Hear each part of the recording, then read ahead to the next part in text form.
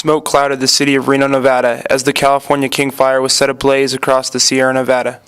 On September 13, 2014, the devastating California King Fire ignited in El Dorado County.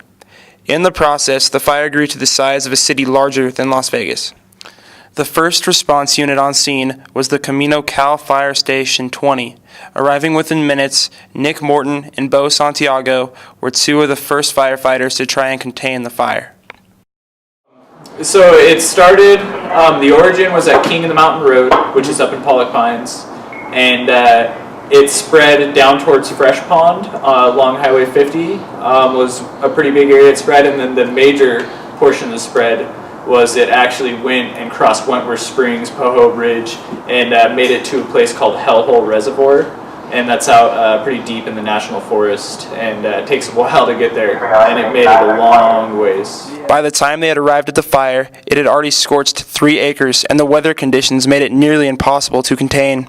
As a result, the King Fire blazed 97,717 acres of land, second in California this season, only to the Happy Camp Complex in Siskiyou County, which burned through 135,369 acres of land between the California-Oregon border. Every other fire in California this season pales in comparison to the enormity of the King and Happy Camp Complex fire. The fires in El Dorado County, this is the biggest one in history. The last big fire we had was the Cleveland Fire, and that was 28,000 acres, and that was the biggest one we've had in history here. So this by far is one of the biggest that we've had. We've been to bigger fires than this, but this is by far our hometown, and this is the biggest fire we've seen. But in regards to California state history, these fires don't crack the top 10 largest wildfires in the state. The Happy Camp Complex fire ranks 16th, and the King Fire is in the mid-20s.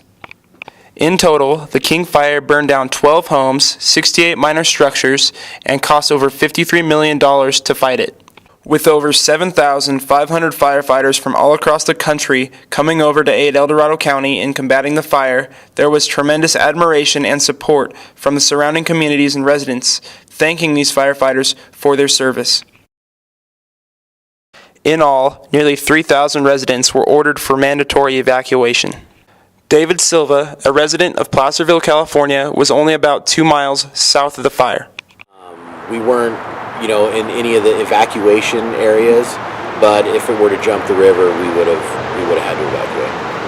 It was very concerning because, your house is always in jeopardy. When it comes to a fire, you can't stop a fire that size. So if it jumped the river, it would have been very concerning.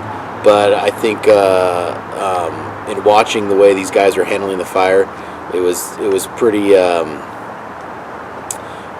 comforting watching those guys tackle that fire with all the air support and stuff. As of October 9th, the fire was finally reported to be 100% contained, and residents were allowed to move back into their homes. We're grateful for the land that we live in up here, and unfortunately, it's always going to be changed now.